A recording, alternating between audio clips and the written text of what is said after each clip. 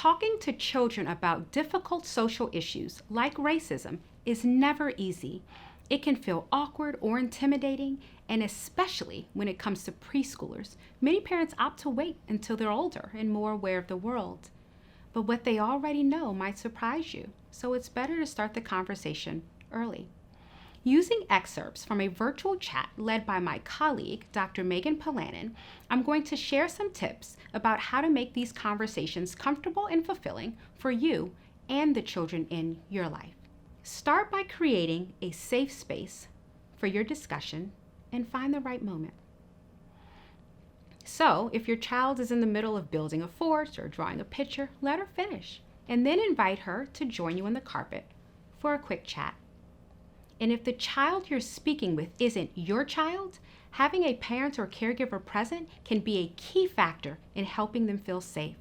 Watch how Megan uses direct language to introduce the topic, and then transitions right into finding out what Lila already knows about the subject. Okay, so what we would like to do today is have a short conversation about treating people fairly or unfairly.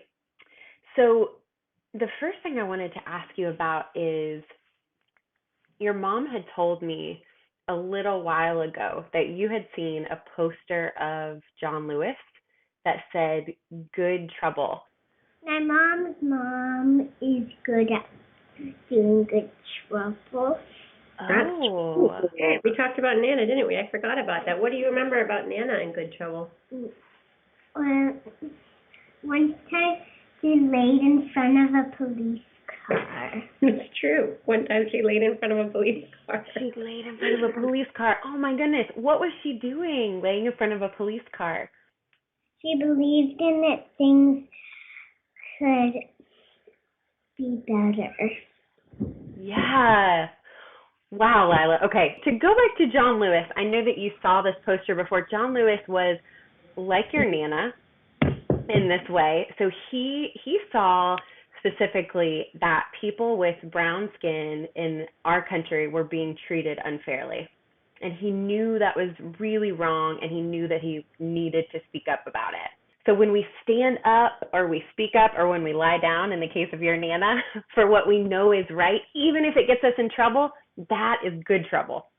Now that Megan's gotten a feel for what Lila already knows, she's ready to dive into a specific example using language that Lila might already be familiar with, like feeling left out.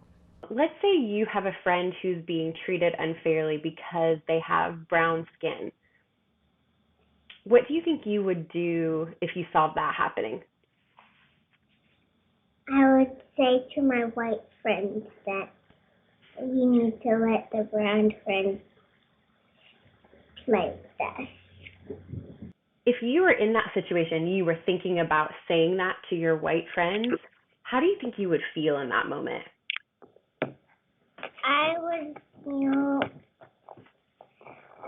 feel a little angry that they didn't let my black friends play. Yeah, you would feel angry. By saying you would feel angry, Megan does a great job of validating Lila's feelings before moving on to another point. This should happen throughout the conversation. Now watch as Megan shares her own feelings with Lila. Lila, I agree with you 100%.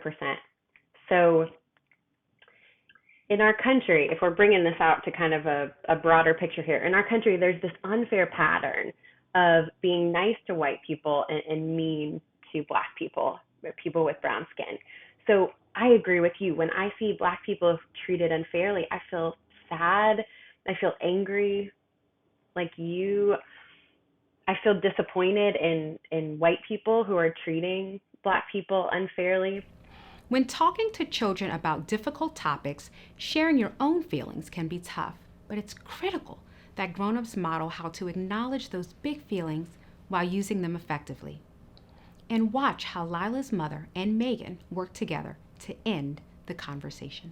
Can I ask you this, kiddo? So how does it make, since we talk about this kind of stuff a lot, how does it make you feel when we talk about this kind of stuff? Makes me me feel like we have to talk about it every day.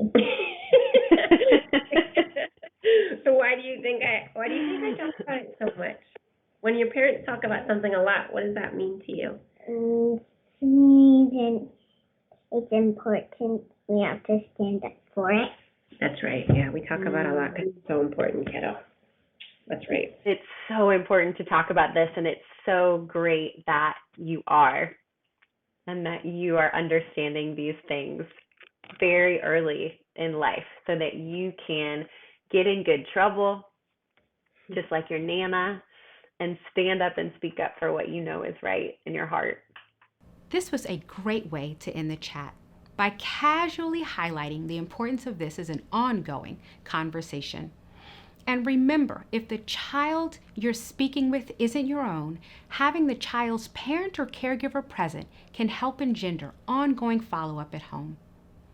By borrowing some of the tools modeled in this chat, you can create a safe and open dialogue to build on in the future.